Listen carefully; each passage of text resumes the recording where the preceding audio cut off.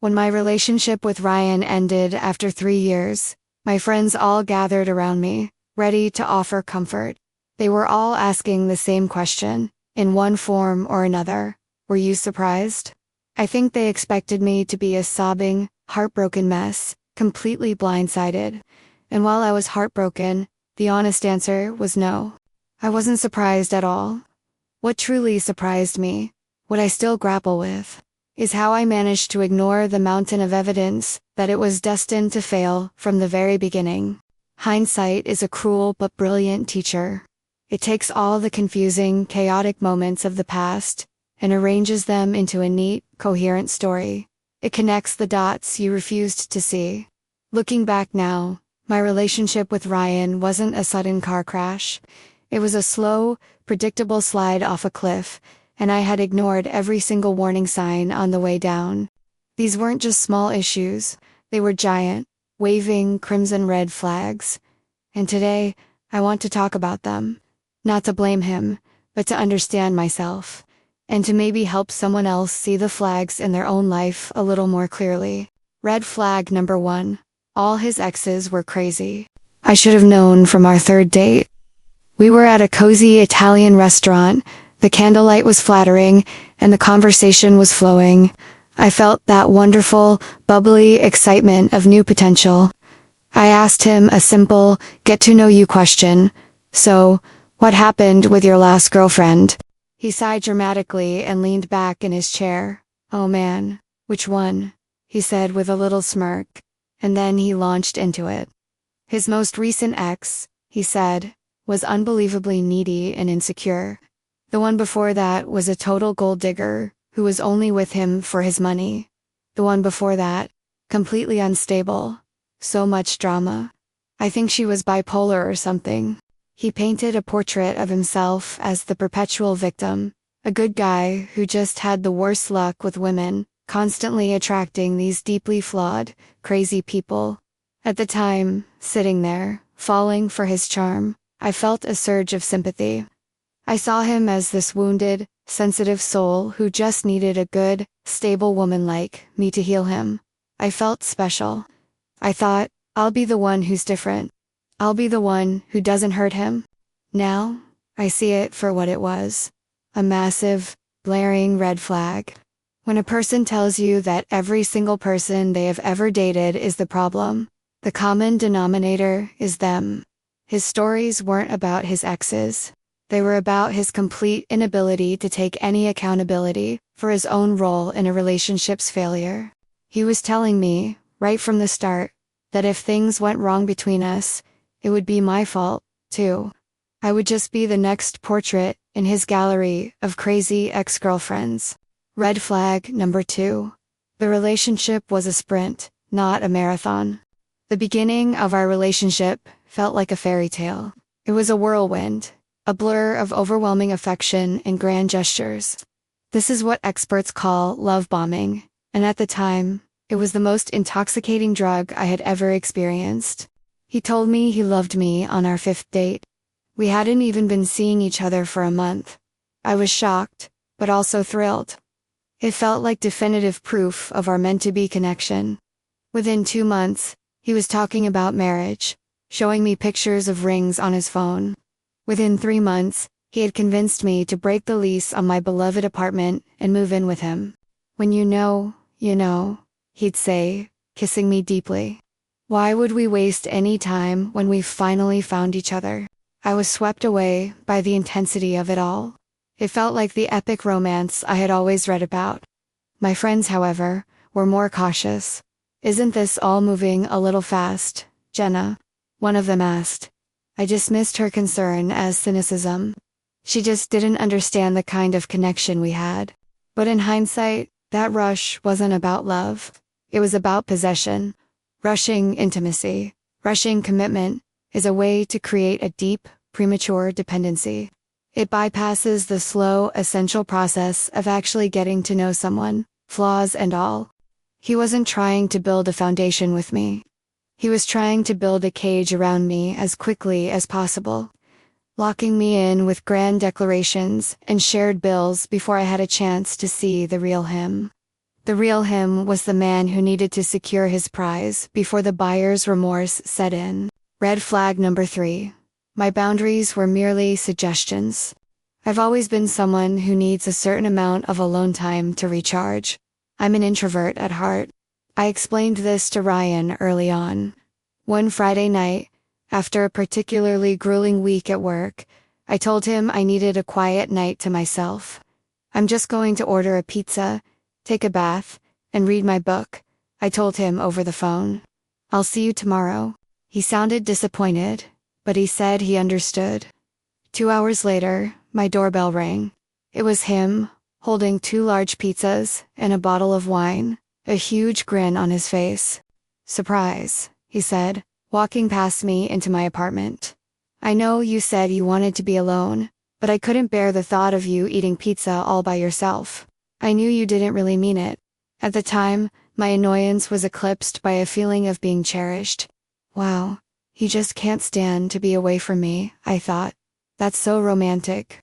I pushed aside my need for solitude and played the part of the happy, grateful girlfriend.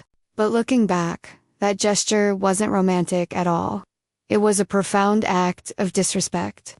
He had heard my clearly stated need, my boundary, and had decided that what he wanted was more important. He wasn't just telling me he couldn't bear to be apart from me. He was telling me that he knew my own needs better than I did. It was a subtle way of establishing that my boundaries were flexible, that my no didn't really mean no. It was a test, and by letting him stay, I was teaching him that it was a test he could pass every single time. Red flag number 4. His jealousy was my responsibility. Like many controllers, Ryan's jealousy was disguised as protection. In the beginning, it seemed endearing. If we were at a bar and he saw a man glance in my direction, he would wrap his arm tightly around my waist and pull me closer. Just making sure everyone knows you're mine, he'd whisper in my ear. It gave me a cheap thrill, a sense of being desired and claimed. But that feeling soured over time.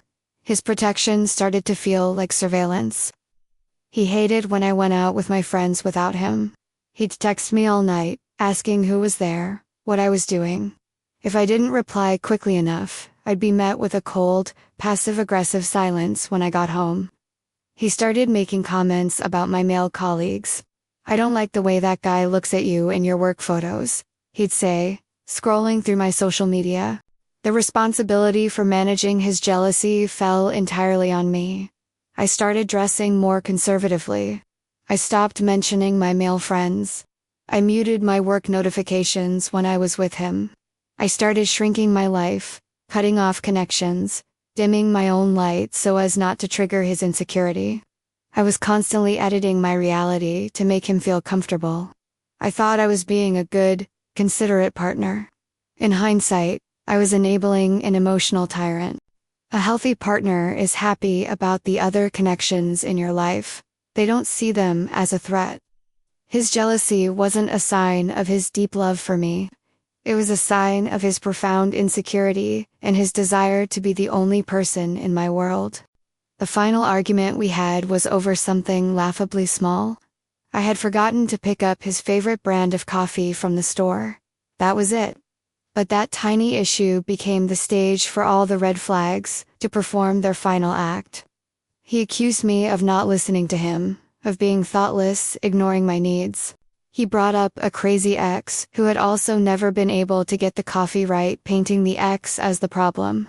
He told me I was overreacting when I got upset, gaslighting me during conflict. And in that moment, all the dots connected with a sudden, sickening clarity. I saw the whole broken, toxic blueprint of our relationship laid out before me. It wasn't a collection of isolated incidents. It was a pattern. A predictable, destructive pattern. I didn't yell. I didn't cry. I just looked at him and said, "You're right. I am thoughtless." It was thoughtless of me to ignore my own intuition for 3 years. The end was quiet after that. There was nothing left to say. Looking back, the tragedy wasn't the breakup. The tragedy was how long I stayed, how many of my own instincts I betrayed. Those whispers I'd ignored, the uneasy feelings in the pit of my stomach, That was my own wisdom trying to save me. The greatest lesson I learned from Ryan wasn't about how to spot red flags in another person. It was about learning how to read them in myself. It was about learning to trust that quiet, persistent voice inside me. My intuition is not paranoia. It's my fiercest protector. And now, finally, I have learned to listen. The year that followed my breakup with Ryan was a year of intentional quiet. It wasn't a sad, lonely quiet, but a deliberate, restorative silence. I had spent 3 years with the constant noise of his needs, his insecurities, and his version of reality. My own voice had been reduced to a whisper. Now, in the stillness of my own life, I could finally hear myself again. I didn't date. The idea felt absurd, like a mountain climber who had just survived a fall trying to book her next expedition. My energy was focused inward. I reconnected with the friends I had let drift. I rediscovered the simple joy of a Saturday morning with no one to please but myself. I read books, I went on long hikes, I learned to cook meals for one and savor them. I was meticulously cataloging all the red flags I had ignored with Ryan, turning my pain into a sort of textbook for my own heart. I felt wiser, stronger, and self-reliant. I thought I had it all figured out. The truth is, it's easy to be a good driver when the car is parked in the garage. My real test came about a year later, when my friends, with the best of intentions, decided my period of reflection was over.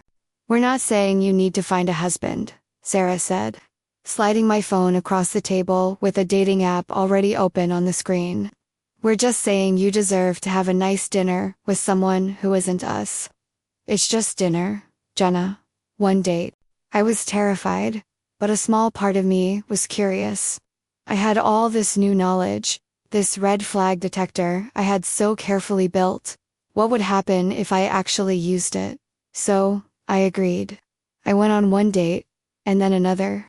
They were mostly forgettable, but they were good practice. I was learning to say no, thank you to a second date without guilt. I was learning to spot the man who talked about himself all night, the one who was rude to the waiter, the one who mentioned his crazy ex. I felt like a student who had finally aced her exams. And then I met David. On paper, our first date was unremarkable. We met for coffee. He wasn't overwhelmingly charming like Ryan. There were no grand declarations or intense soul-gazing stares. He was just nice. He was a landscape architect, and he talked about his work with a quiet passion. He asked me questions about my life and actually listened to the answers. There were even a few moments of comfortable silence. The whole date was pleasant, calm, and utterly devoid of fireworks. When I got home, I was confused. My system, so finely tuned to the drama and intensity of Ryan, didn't know what to do with this.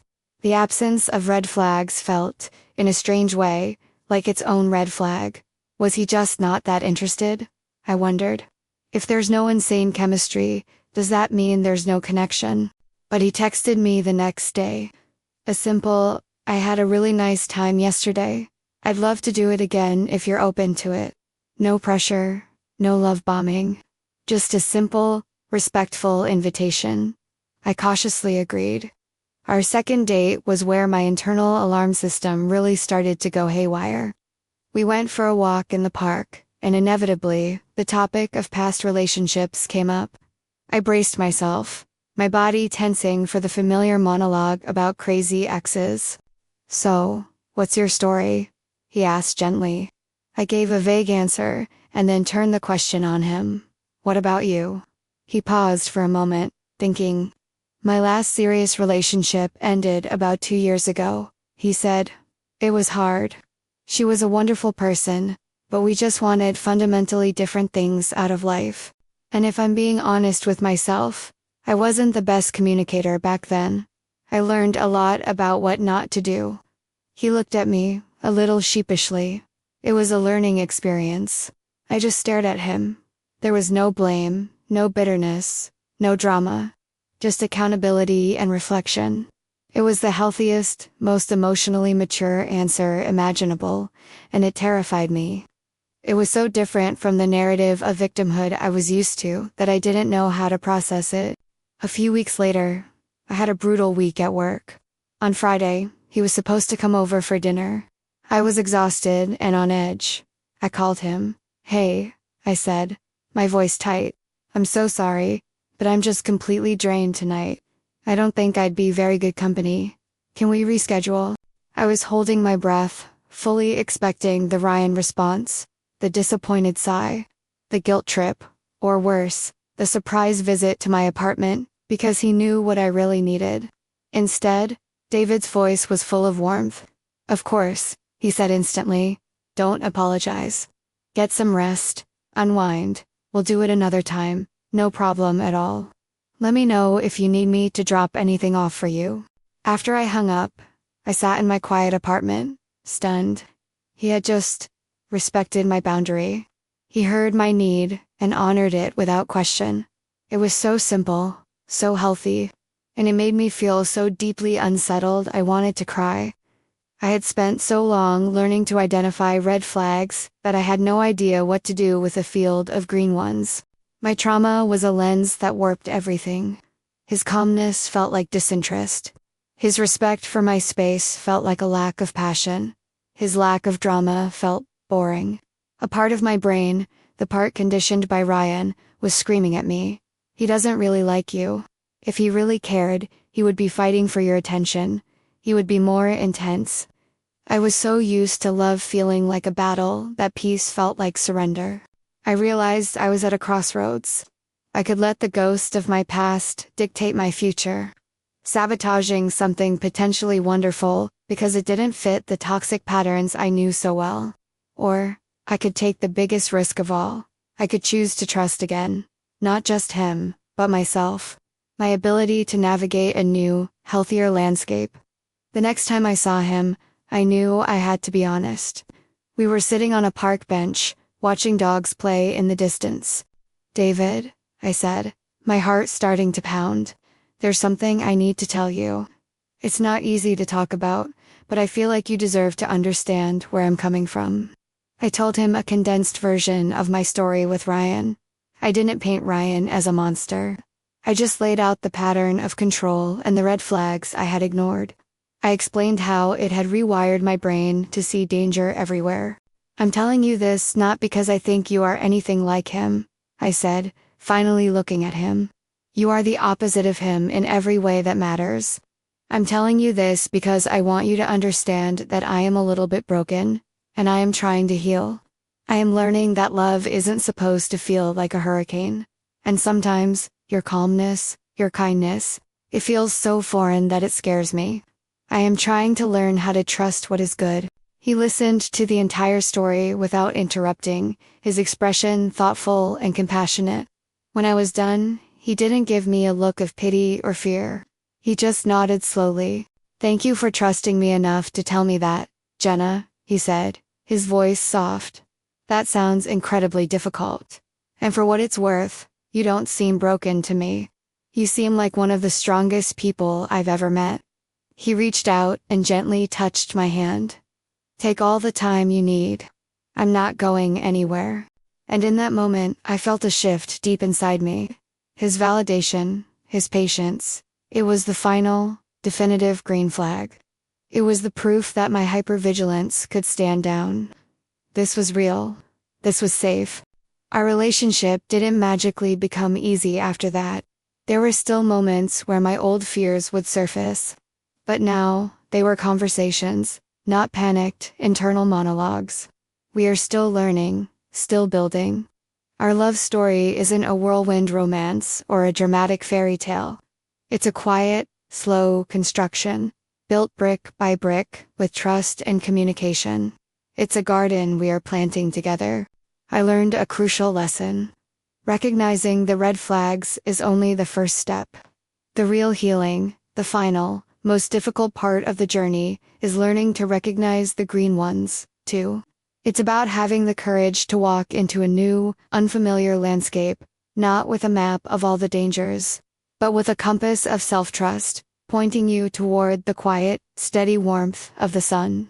And for the first time in a very long time, I am letting myself grow. My journey didn't end when I walked away from Ryan. In many ways, that's where the real story began. The first part of my healing was almost academic. It was about looking back at the wreckage, studying the evidence, and learning to identify the clear, unmistakable signs of danger. I thought that knowledge was a shield, and for a long time, I held it up against the entire world, proud of the fortress I had built around my heart. But the final part of my healing, the part that came after, was quieter and far more profound. It was the slow, deliberate process of unlearning.